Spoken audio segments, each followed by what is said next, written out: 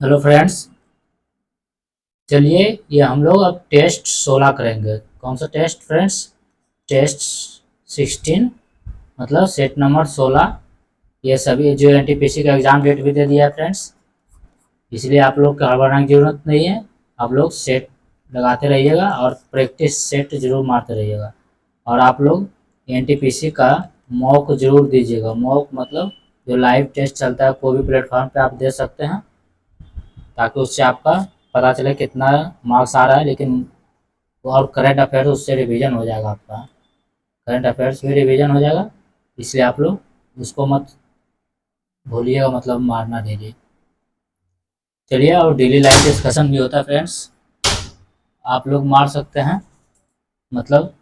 और सब 11वीं लूसेंट का बुक का डिस्कशन होता है।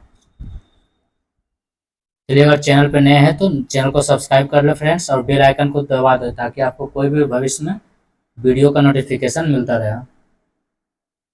आइए क्वेश्चन नंबर 1 शुरू करते हैं। भारत के किस राज्य में मोत्सु महोत्सव मनाया जाता है? तो मोत्सु महोत्सव किस राज्य में मनाया जाता है? तो ये मनाया जाता है नागालैंड में। कहाँ पे? नागालैंड में मनाया जाता है। आइए दूसरा, चोल साम्राज्य का सर्वाधिक विस्तार किस शासक के समय में हुआ था? तो ये हुआ था राजेंद्र प्रथम के समय में। किसके समय में चोल साम्राज्य का सर्वाधिक विस्तार? राजेंद्र प्रथम। ये चोल साम्राज्य का सर्वाधिक विस्तार राजेंद्र प्रथम के शासनकाल में हुआ था।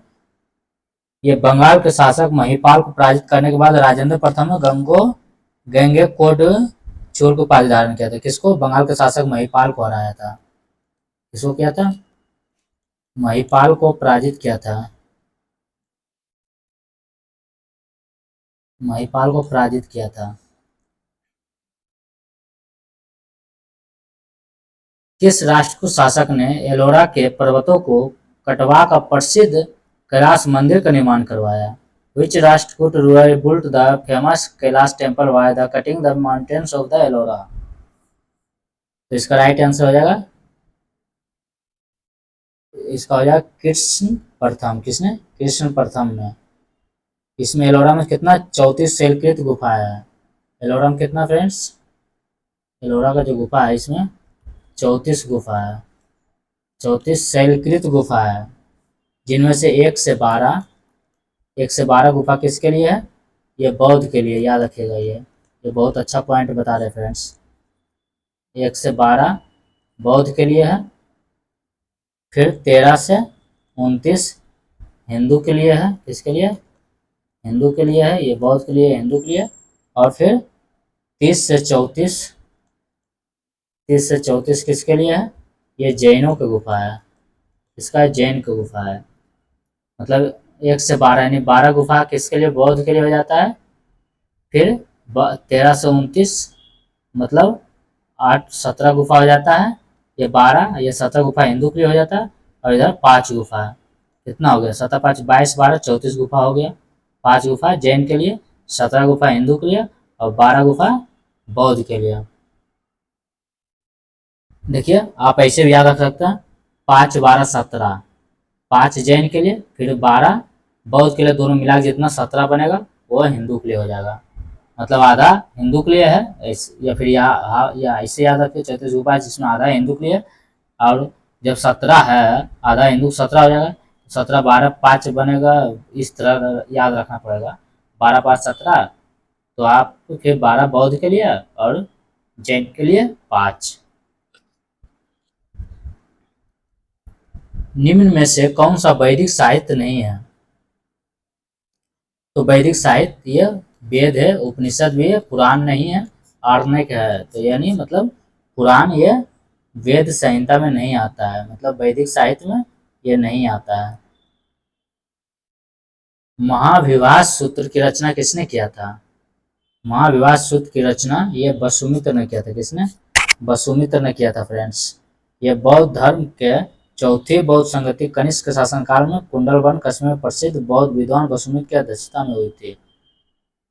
ये महाविवाह सूत्र की रचना किसने किया था? वसुमित्र किया था। ये फोर्थ जो बौद्ध संगति हुआ था उसका ये अध्यक्ष थे। और तो बहुत संगति के ये अध्यक्ष रह चुके हैं। जो कहाँ हुआ था? कश्मीर के कुंडल वन में। कश्मीर के कुंडल वन में हुआ था। किसके शासनकाल? कनिष्क के शासनकाल में। किसके? कनिष्क शासक था उस समय।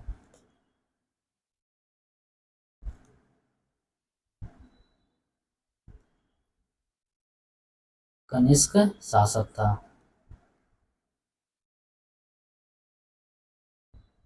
गुजरात का अंतिम हिंदू शासक कौन था जो अलाउद्दीन खिलजी की सेनाओं का मुकाबला किया?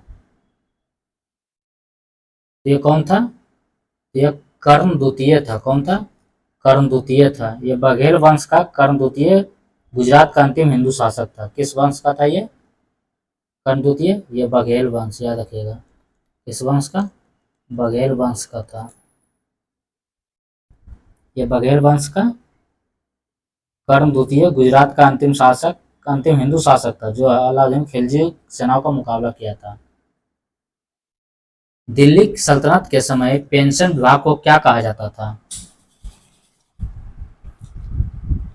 तो दिल्ली सल्तनत के समय पेंशन विभाग को क्या कहा जाता था? दीवाने इस्तिहाक। क्या? दीवाने इस्तिहाक। दीवाने इस्तिहाक पेंशन विभाग। दीवाने मुस्त खराज किसको कहा जाता था? ये वित्त विभाग से था। किससे? वित्त विभाग। ये वित्त विभाग। दीवाने बंदगान किससे था? दास विभाग से। दीवाने बंदगान दास विभाग। और दीवाने अर्च सैन्य विभाग किससे था? दीवाने अर्च सैन्य विभाग से था संबंधित। सैन्य विभाग। दीवाने अर्च या सैन्य विभाग को दीवाने अर्च कहा जाता था। और दीवाने इस्तिहाक ये पेंशन विभाग। बहमनी साम्राज्य का संस्थापक कौन था? तो बहमनी साम्राज्य का संस्थापक अलाउद्दीन हसन शाह था। कौन था? अलाउद्दीन हसन शाह था। ये कब स्थापना किया था? 1347 ईस्वी में स्थापना किया था। कब किया था स्थापना? 1347 ईस्वी में। बहमनी साम्राज्य का संस्थापक 1347 ईस्वी में अलाउद्दीन हसन शाह ने किया था। चलिए आगे। अगर उसकी राजभाषा पूछेगा तो क्या हो जाएगा? मराठी हो जाएगा। निम्न में से कौन सा काल कर्म के अनुसार सही है? तो काल कर्म के अनुसार सही है। पहले रामानुजाचार्य, फिर रामानंद, फिर गुरु नानक, फिर चैतन्य स्वामी। रामानुजाचार्य कितना आ जाएगा? ये 1017 से 1137। और ये रामानंद 1299 से 1411। 1299 से 1411। और गुरु नानक का क्या हो जाएगा? 1469 से, इनका जन्म ही हुआ था 1469 से 1538। और चैतन्य स्वामी हो जाएगा 1486 से कब तक? 1535 तक। जहांगीर के समय प्रमुख चित्रकारों के विषय में कौन सा कथन सत्य है? तो ये कथन, मंसूर जानवरों फूलों के चित्र बनाने में निपुण थे। अबुल हसन एक छवि चित्रकार था। गोवर्धन साधु संतों एवं फकीरों के चित्र बनाने में निपुण था। मतलब तीनों सही थे। किस गवर्नर जनरल के समय नरबड़ी प्रथा पर प्रतिबंध लगाया गया? बहुत अच्छा क्वेश्चन। ये लगाया गया था किसके? लॉर्ड हॉर्डिंग के समय। लॉर्ड हॉर्डिंग द्वितीय है यहाँ पे। अगर पूरा अच्छा पूछेगा तो कौन हो जाएगा? लॉर्ड हॉर्डिंग द्वितीय। लॉर्ड हॉर्डिंग के समय नरबड़ी प्रथा पर प्रतिबंध लगाया गया था। चलते आगे। मुस्लिम लीग का प्रथम वार्षिक अधिवेशन कब हुआ? मुस्लिम लीग का प्रथम वार्षिक अधिवेशन हुआ था 1907 में हुआ था। कब? 1907 में। 1906 में स्थापना हुआ था, 1907 में हुआ था। इसकी स्थापना कहाँ हुआ था फ्रेंड्स? ढाका में हुआ था। कहाँ? ढाका में हुआ था। प्रथम अधिवेशन जो हुआ था 1907 में, ये कहाँ हुआ था? कराची में हुआ था। कहाँ हुआ था? कराची में हुआ था। और 1908 में जो हुआ था वो कहाँ हुआ था? अमृतसर में। ये अमृतसर में हुआ था 1908 में। इसका स्थापना स्थापना 1906 में। काम हुआ था ढाका में, बांग्लादेश की राजधानी ढाका। इनकलाब जिंदाबाद का नारा किसके द्वारा लिखा गया था? तो इनकलाब जिंदाबाद का नारा यह हसरत मोहानी के द्वारा, किसके द्वारा? हसरत मोहानी के द्वारा। अखिल भारतीय किसान सभा का गठन किया गया था कब? बहुत अच्छा क्वेश्चन है फ्रेंड्स, ये बिहार के लिए बहुत इंपॉर्टेंट है। ऑल इंडिया किसान सभा वाज फॉर्म्ड इन, ये कब इसका स्थापना किया गया था? ये 1936 में। कब? 1936 में, अप्रैल 1936 में, लखनऊ में। इसके प्रथम अध्यक्ष कौन थे? स्वामी शाहजानंद सरस्वती। प्रथम अध्यक्ष अगर पूछेगा कौन हो जाएगा? स्वामी सहजानंद सरस्वती। कौन हो जाएगा? स्वामी सहजानंद सरस्वती।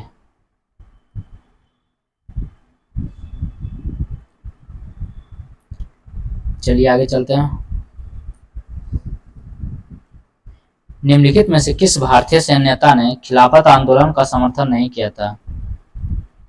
खिलाफत आंदोलन का समर्थन किसने नहीं किया था? तो ये किया था मदन मोहन मालवीय ने नहीं किया था। न्यूटन मीटर स्क्वायर पर किलोग्राम स्क्वायर का निम्नलिखित में किसकी एसआई है? इसका एसआई मात्रक है ये गुरुत्वाकर्षण के सार्वभौमिक नियतांक का, जो है बराबर जी m1 m2 बटे r1 इंटू r2 का होता है। तो ये गुरुत्वाकर्षण सार्वभौमिक नियतांक है, एसी का है ये। देखिए इसका अगर इसको जी को निकालेंगे तो ये एफ आएगा, एफ r1 r2 बटे m1 m2 हो जाएगा। तो ये फोर्स का कितना मात्रक क्या होता है? न्यूटन होता है। और r1 r2 है, दोनों दूरी का मात्रक है, मीटर स्क्वायर हो जाएगा। ये मास है m1 m2, तो ये किलोग्राम का माइनस इनवर्स 2 हो जाएगा, मतलब ये नीचे है तो ऊपर चला जाएगा, तो -2 में कर देंगे। चलिए आगे। निम्नलिखित में से किस जोड़े की दिशा हमेशा एक समान होती है? तो ये किसकी दिशा एक समान होती है हमेशा? तो ये बल और त्वरण क्या? किसका? बल और त्वरण की दिशा एक समान होती है। निम्नलिखित में से कौन त्वरण के मान को गुरुत्व के कारण प्रभावित नहीं होती है? गुरुत्व के कारण प्रभावित कौन नहीं होता? जी नहीं होता है, एम जी और एम ए। तो ये मास कोई प्रभावित नहीं होता, मास प्रभावित नहीं होता। ये यहाँ ये एक्सेलरेशन त्वरण और यहाँ ये गुरुत्वीय त्वरण हो जाता है, ग्रेविटेशनल एक्सेलरेशन, यही चेंज होता है। निम्न परिस्थितियों में से किसमें कार्य नकारात्मक बल द्वारा किया गया है?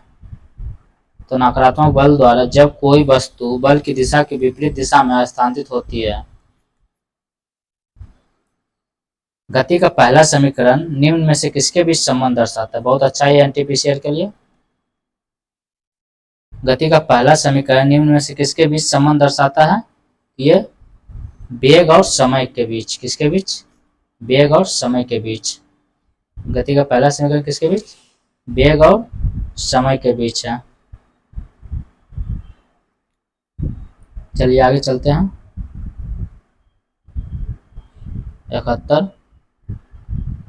21 निम्नलिखित में से कौन सा जोड़ा तुलनात्मक रूप से ऊष्मा का कुचालक को दर्शाता है?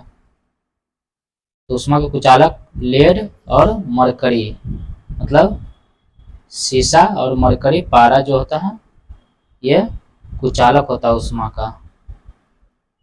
बहुत अच्छा पॉइंट है फ्रेंड्स, याद रखिएगा। किसका है ये? ऊष्मा का कुचालक है। 25 डिग्री सेल्सियस पर विभिन्न माध्यमों में ध्वनि की चाल के बारे में निम्नलिखित में से कौन सा कथन सही है? तो यह है समुद्री जल में ध्वनि की चाल 1531 मीटर पर सेकंड होती है, सही है। हवा में ध्वनि की चाल 346 मीटर पर सेकंड होती है, तो ये सिर्फ एक सही है। ये हवा में ध्वनि की चाल कितना होती है, ये 346 नहीं, कितना हो जाता है 343.59 मीटर पर सेकंड होता है, मतलब केवल एक सही होगा।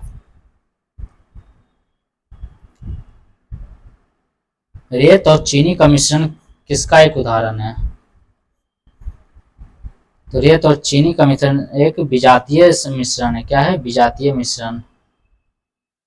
कार्बन डाइऑक्साइड के एक मोल में कितना अणु होते हैं? कार्बन डाइऑक्साइड के एक मोल में 6.02 इंटू 10⁻23 अणु होते हैं। ये 6.022 इंटू 10⁻23 अणु। विलेय और विलायक के समांग मिश्रण क्या कहलाता है? विलेय और विलायक के समांग मिश्रण को विलयन कहा जाता है। क्या? विलयन। किसी परमाणु के कक्ष में समायोजित किए जा सकने वाले इलेक्ट्रॉनों की अधिकतम संख्या को किस सूत्र द्वारा दर्शाया जाता है? ये दर्शाया जाता है 2n² द्वारा। किसके द्वारा? 2n² द्वारा। प्रोटियम में कितने न्यूट्रॉन मौजूद होते हैं? Protium, deuterium, tritium. तो प्रोटियम में न्यूट्रॉनों की संख्या 0 होता है। किसका? प्रोटियम में न्यूट्रॉनों की संख्या क्या? 0 होता है। क्योंकि प्रोटियम होता है H1, यह ड्यूटेरियम होता है 2H, मतलब ये परमाणु भार होता है, और ट्राइटियम होता है 3, लेकिन परमाणु संख्या सबका एक ही होगा, सॉरी इसका 0 होता है परमाणु भार। निम्नलिखित में से किस नियम के अनुसार अस्थिर तापमान पर गैस का आयतन दाब के व्युत्क्रमानुपाती होता है? दाब के व्युत्क्रमानुपाती। सीपी ठाकुर एगो सीपी पढ़ते हो, बीटी। चार्ल्स के नियम में प्रेशर कांस्टेंट, और बॉयल्स के नियम में ये क्या हो जाएगा? Temperature constant. यहाँ क्या पूछा? गैस का तापमान दाब के व्युत्क्रमानुपाती होता है। गैस का आयतन दाब के व्युत्क्रमानुपाती, मतलब दाब रहेगा, तो यहाँ दाब कांस्टेंट नहीं होगा, तो मतलब ये इसमें दाब रहेगा, तो मतलब ये क्या हो जाएगा? बॉयल के नियम हो जाएगा। इसका राइट आंसर क्या हो जाएगा? तो बॉयल का नियम। इसमें क्या होता है? P inversely proportional to V। Copper sulphate के जलीय विलयन के संबंध में कौन सा कथन सत्य है? तो यह है कॉपर नीले लिटमस को लाल कर देता है। क्या? नीले लिटमस को लाल कर देता है। रसायन वैज्ञानिक जॉन डोवेर्नर ने उत्प्रेरक के रूप में सबसे पहले किस तत्व का अवलोकन किया था? तो सबसे पहले प्लेटिनम का किया था। किसका? प्लेटिनम। आइए 31, निम्नलिखित में से कौन सा कवक डबल रोटी के निर्माण में प्रयोग किया जाता है? डबल रोटी के निर्माण में सैक्रोमाइसिस का प्रयोग किया जाता है। किसका? सैक्रोमाइसिस नामक कवक का। प्रयोगशाला में प्रयोग होने वाला लिटमस पेपर किस लाइकेन से प्राप्त होते हैं? यह प्रयोगशाला में रोसेला लाइकेन। किससे? रोसेला। निम्नलिखित में से कौन से ऊतक का अंतरकोशिकीय क्षेत्र बड़ा होता है? तो ये पेरेन्काइमा का बड़ा होता है। किसका? पेरेन्काइमा का। निम्नलिखित में से कौन सा जीव अत्यल्प विकसित बच्चों को जन्म देती है? मतलब वो विकसित पूरा नहीं रहता है, अति अल्प रहता है, बहुत कम रहता है विकसित। तो ये कंगारू, जो अपने बच्चों को कुछ दिनों तक अपने पेट के अंदर ही रखता है। यह ऑस्ट्रेलिया का राष्ट्रीय पशु भी है फ्रेंड्स, यह स्तनधारी है। निम्नलिखित में से किस पशु में छोटी आंत सबसे छोटी होती है? छोटी आंत सबसे छोटी होती है। ये शेर में। किसमें? देखिए शेर कहा जाता है, लेकिन इसका आंत बहुत छोटा होता है। छोटी आंत बहुत छोटा होता है।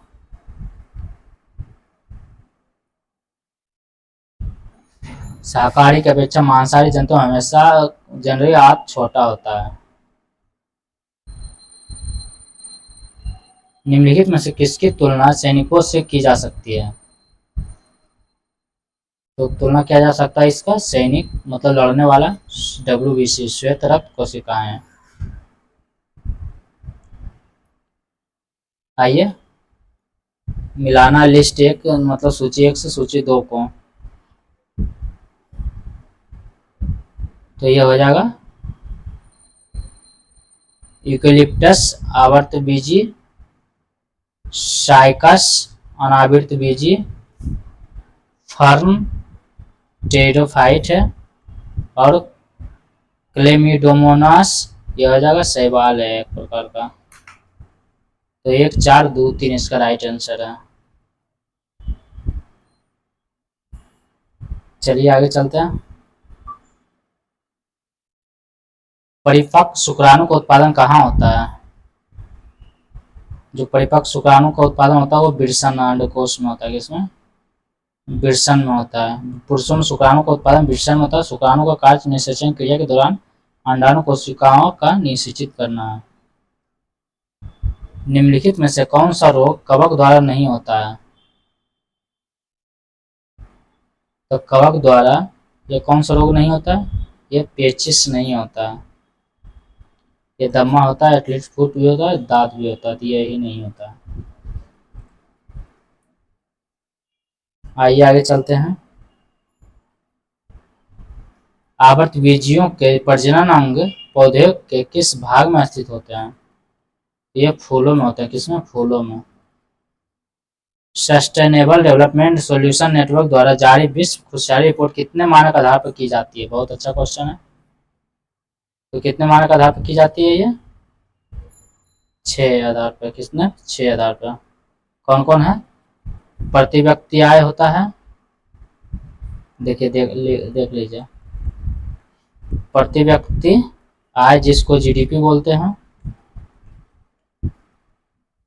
ये एक हो गया।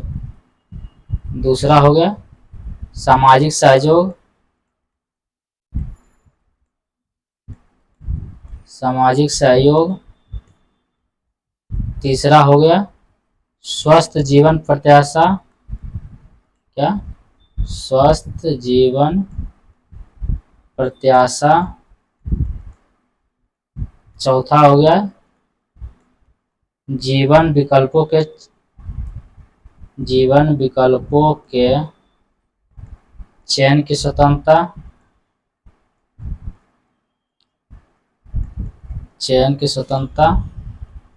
पांचवा हो गया उदारता।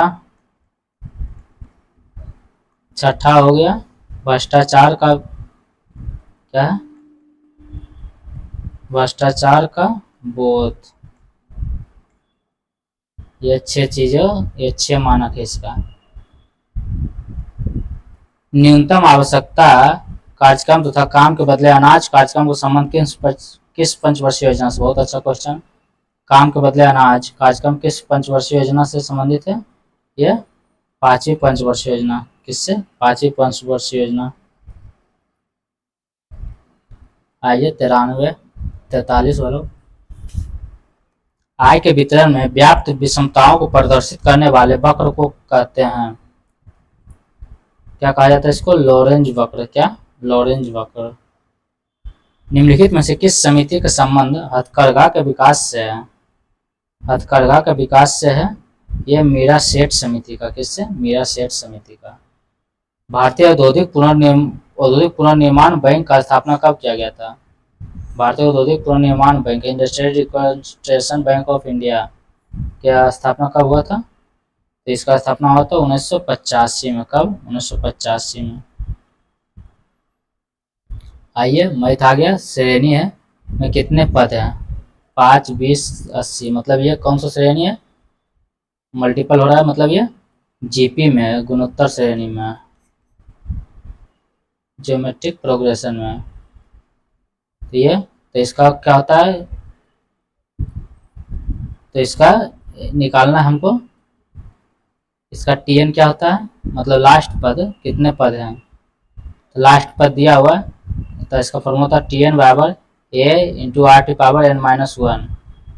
टीएन मतलब लास्ट टर्म, ये कितना है? 5120 है। ए मतलब प्रथम पद कितना है? 5 है। आर मतलब इसका रेशियो होता है, गुणोत्तर रेशियो। तो ये देखिए आर कैसे निकाला जाता है? T2/T1 बराबर T3/T2। ये सब इक्वल रहना चाहिए, तो मतलब ये गुणोत्तर श्रेणी में होता है। तो देखिए 20/5 बराबर 80/20 आ रहा है, 4 बराबर 4। हाँ मतलब, और इसका तो कितना हो जाएगा? ये R 4 हो जाएगा। तो ये 4 हो गया और n तो निकालना -1 कितना हो जाएगा, 5 से काटिए इसको, 1 0 5 दूना 10 5 चौक 20 बराबर 4 पावर n-1। अब 10 से 24 को ये किसका एलसीएम है, ये 32 का है, 32 का स्क्वायर है ना, तो 32 का स्क्वायर तो हम इसको लिख सकते हैं 2 पे पावर 5 गुने 2 हो गया, ये 2 है, ये 2 पे पावर 5 32 है, इसको हम लिख सकते हैं 2 पे पावर 2 n-1 चूँकि 2 दूना 4 हो गया। तब 2 इसका बेसिक 2 है तो दोनों इक्वल है, तो ऊपर हम पावर को भी इक्वल कर देंगे, तब 5 दूना 10 बराबर कितना हो जाएगा 2n-1, तो n-1 बराबर कितना हो जाएगा 2 पचे 10 यानी 5, तो n बराबर कितना हो जाएगा 6 हो जाएगा, 5 + 1 6 हो जाएगा। इसका कितना पद हो जाएगा 6 पद हो जाएगा। इसका राइट आंसर कितना हो जाएगा फ्रेंड्स 6। ये फॉर्मूला याद रखिएगा, तो फॉर्मूला याद रहेगा तो आपको आसान से बन जाएगा। और आर के वैल्यू निकालने आना चाहिए, गुणोत्तर श्रेणी पहचानने आना चाहिए। आइए, बिना एक आदमी किसी निश्चित दूरी की 42 किलोमीटर प्रति घंटा गति से चाल चलता है और रुक कर उसी दूरी को बिना रुके है और रुक कर उसी को 28 किलोमीटर प्रति घंटा का औसत चाल से तय करते, ज्ञात को प्रति घंटे कितने मिनट रुकता है। ये आपको एक बार बताए थे हम।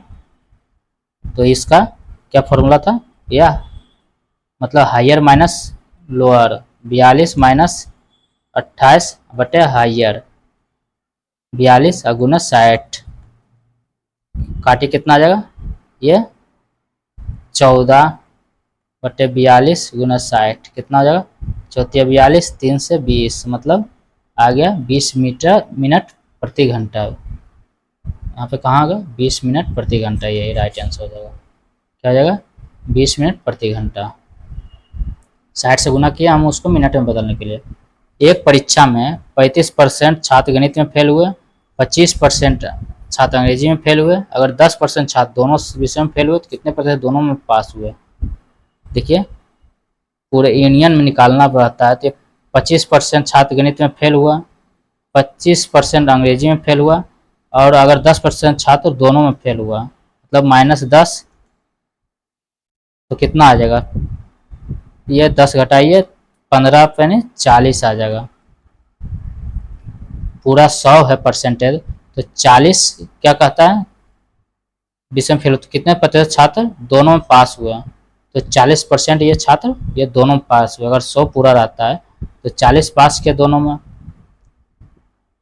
तो इसका राइट आंसर क्या हो जाएगा, इसका हो जाएगा कितना, इसको घटाइए कितना हुआ, ये 40 20 60 माइनस 10 50 हो जाएगा, 50% छात्र, ठीक है। ये पूरा 100 रहता है ना, 100 में से इतना निकलता है।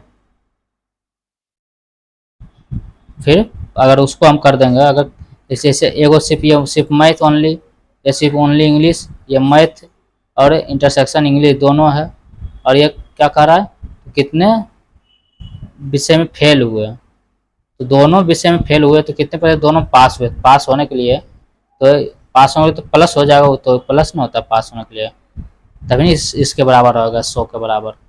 तो अगर x मान लेते तो यही x से निकालिएगा, तो यहाँ पे सिर्फ 50% आ जाएगा।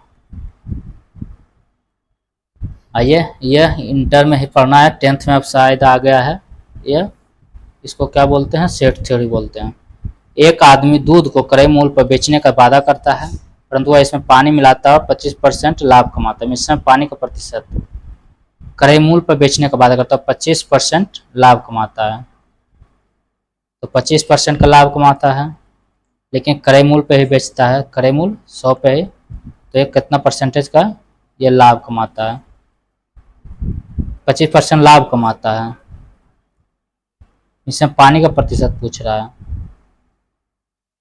देखिए तो इसको दूसरे तरीके से बनाइए। देखिए 20% एक आदमी दूध का क्रय मूल्य बेचने का वादा करता है, परंतु वो इसमें पानी मिलाता है और 25% लाभ कमाता है। इसमें पानी का प्रतिशत 25% है, 25% को हम क्या लिख सकते हैं, 25% को हम 1/4 लिख सकते हैं।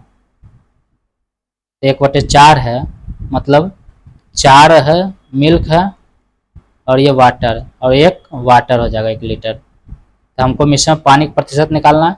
एक पूरे कितना मिश्रण हो जाएगा, 4 1 5 हो जाएगा, दोनों जोड़ेंगे और गुना 100 कितना हो जाएगा, 20% वाटर हो जाएगा। इसका राइट आंसर 20%। क्योंकि 25% लाभ कमाता है, इसमें तो लाभ कमा रहा है, तो इसमें मिल्क और वाटर तो दोनों पे लाभ कमा रहा है। तो हम इसको परसेंटेज को हम इस तरफ फ्रैक्शन में बदल देंगे, मतलब रेशियो में, तो 1/4 हो जाएगा वो। इसको चूंकि 25% को लिख सकते हैं 25/100 बराबर 1/4 हो जाएगा। तो 1/4 में 4 मिल्क हो जाएगा, 4 लीटर और 1 लीटर पानी हो जाएगा। अब पूरे मिश्रण कितना हो जाएगा, 5 लीटर हो जाएगा। तो ये 5 लीटर में 1 लीटर वाटर है, परसेंटेज निकल गया, 20% पानी है। आइए 100 नंबर लास्ट क्वेश्चन। ये 3/4 समय 20 से आधा काम करता है, दोनों साथ मिलकर काम को 18 दिन में पूरा करता है। ज्ञात कीजिए बी अकेला इस काम कितने दिनों में करेगा। 3/4 समय में ये 3/4 समय 20 से आधा काम करता है। देखिए ये 3/4 समय में 20 से आधा काम करता है।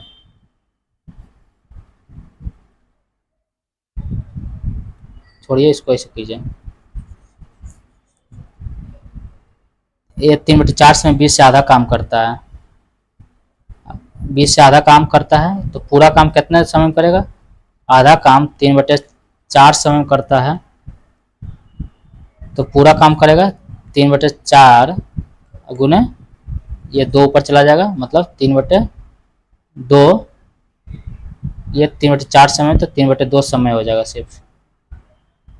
तो दोनों मिलकर इस काम को 18 दिन में करता है। तो एक टी है, एक टी है और एक ये चला जाएगा 2/3t। इस तरह बनाइएगा, आपको ट्रिक की भी जरूरत नहीं पड़ेगा, ये 18 दिन में करता है। तो इसके लिए एलसीएम लीजिए, कितना आ जाएगा, ये 3t एलसीएम, ये t है तो 3 + 3t यानी 2 बराबर 1/18, क्या आ जाएगा, 3 6 18, 3 2 5 यानी 6 5 30 बराबर t, मतलब t का वैल्यू कितना आ जाएगा।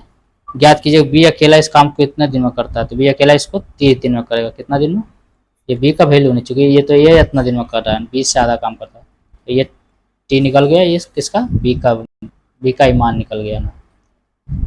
चलिए फ्रेंड्स, ये आप लोग को एक बार नहीं समझ आया तो फिर से बता दे। देखिए ये 3/4 समय 20 से आधा काम करता है, मतलब आधा काम करता है, पूरा काम कितना समय में करेगा।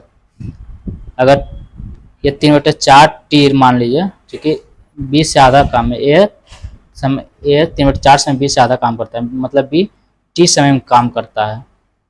तो ये आधा काम करता है, पूरा काम कितना, चूंकि दोनों पूरा काम करके बनाएंगे, चूंकि आधा दिन 18 दिन में निकालना है दोनों साथ मिलकर, ये पूरा 3/2 टी में हो जाएगा, मतलब 3t/2 हो जाएगा।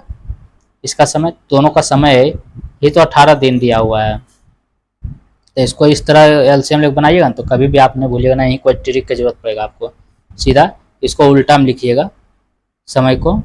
ये टी निकला है तो 1/t कीजिएगा, और ये 3/2t निकला है तो 2, इसको भी उल्टा कीजिएगा तो 2/3t हो जाएगा बराबर, ये 18 है तो 18 नीचे कर दीजिएगा। उसके बाद ये काम, ये मतलब काम बराबर ये काम, एक दिन का काम है, दोनों इक्वल हो गया। तो टी समय में टी का वैल्यू कितना निकल गया, 30 दिन निकल गया, हो गया इसका राइट आंसर 30 दिन। या फिर आप रेशियो से भी बना सकते थे। रेशियो से ए 3/4 समय में करता है और बी 3/4 समय में 20 से आधा काम करता है। तो ए एच टू बी कितना आ जाएगा, एच टू बी ये 2 से 2 कैंसिल हो जाता है, तो कितना हो जाएगा, 2/3 आ जाता है। कुल काम कितना है, कुल काम ये 2 3 है, 2 + 3 हो जाएगा और गुना 18 कितना हो जाएगा, 90 हो जाएगा। कुल काम 90, लेकिन हमको निकालना कितना, किसका निकालना, बी का निकालना। तो बी कितना है, 3 है, तो इसमें 90 में 3 से भागा दीजिए, कितना आ जाएगा, 30 आ जाएगा, कितना आ जाएगा, 30। ये निकल गया 30 इसका। चलिए फ्रेंड्स, वीडियो अच्छा लगा लाइक कीजिए और चैनल पे नए हैं तो सब्सक्राइब कीजिए। चलिए मिलते हैं अगले वीडियो में फ्रेंड्स, धन्यवाद। और आप लाइव जोड़ना मत भूलिए रात में। और साइंस का चल रहा है, एनटीपीसी का डेट भी दे दिया है, साइंस को दिन को चल रहा है लाइव फ्रेंड्स।